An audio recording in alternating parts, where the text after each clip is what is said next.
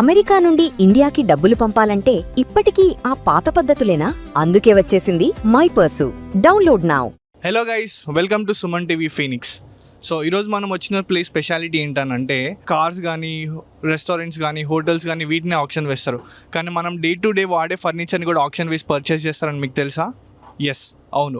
మనకు కావాల్సిన ఫర్నిచర్ కానీ కిచెన్ ఎక్విప్మెంట్స్ కానీ లేకపోతే ఇంటీరియర్స్ కానీ ఏదన్నా కానీ సర్టెన్ వేర్ హౌసెస్ అయితే వీళ్ళైతే సేల్ చేస్తుంటారు. ఇది మనం ఆప్షన్ అంటే ఆన్లైన్ వెబ్సైట్లో మనం ఆప్షన్ చేసుకొని ఆ పర్టికులర్ డే వచ్చి పర్చేస్ చేయాలి.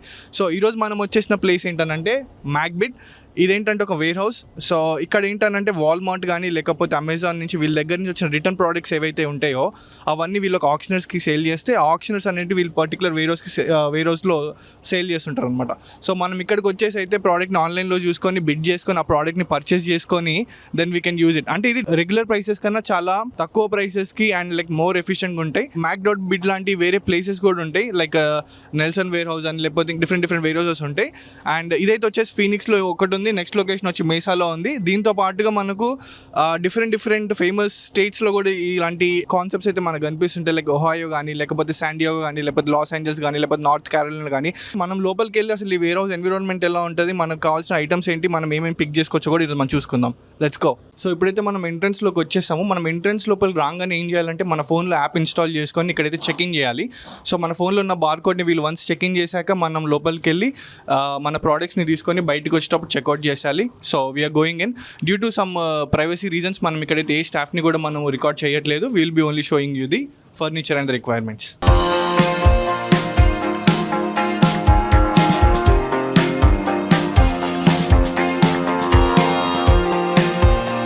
ఈ మ్యాక్.బిడ్ వేర్ హౌస్లో మనకు కావాల్సిన డిఫరెంట్ ఎక్విప్మెంట్స్ అయితే దొరుకుతాయి అన్నమాట. Rugs on the floors and then పిల్లలకు కావాల్సిన ఎక్విప్మెంట్స్ కానీ లేకపోతే ఫర్నిచర్ కానీ పిల్లో కవర్స్ కానీ లేకపోతే కీబోర్డ్స్ కానీ లేకపోతే electronics kitchen appliances stove gaskets అట్లా డిఫరెంట్ అనమాట. అంటే మనం వచ్చి చూస్తే like we might find what ever we need. మనం ఇక్కడ ఏ ప్రోడక్ట్ పర్చేస్ చేసినా ఏ ప్రోడక్ట్స్ మనకు ఆప్షన్లో పిక్ అయినా కూడా మనం వాటిని ఇక్కడనే ఓపెన్ చేసి అది మనకు బాగుంది అంటేనే పర్చేస్ చేసుకోవాలి.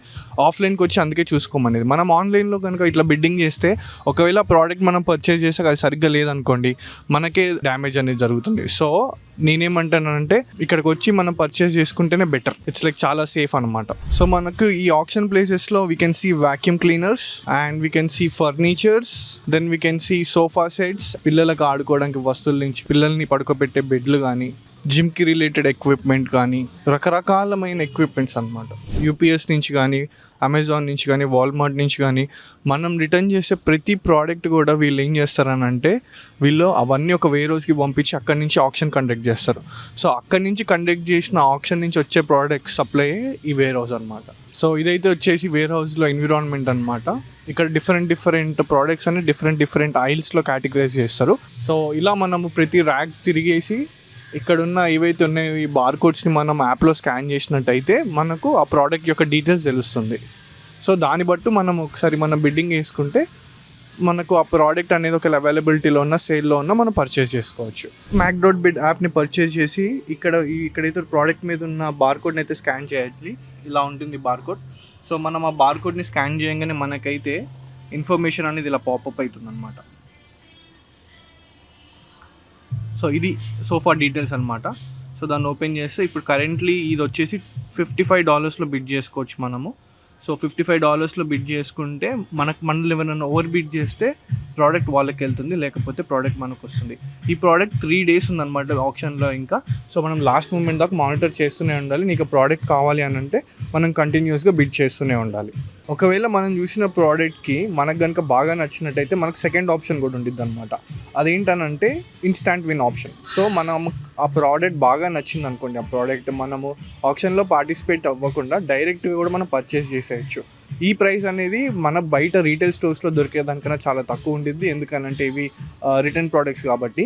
మనం ఒకసారి ప్రోడక్ట్ని పర్చేస్ చేశాకైతే మనకు కావాల్సిన ఐటమ్ని పిక్ చేసుకున్నాక దూరంలో కనిపిస్తున్న చెక్అవుట్ పాయింట్ ఉండిద్ది. అక్కడ మనం వస్తువుల్ని చెక్అవుట్ చేసుకొని అయితే we need to move out from the store అనమాట.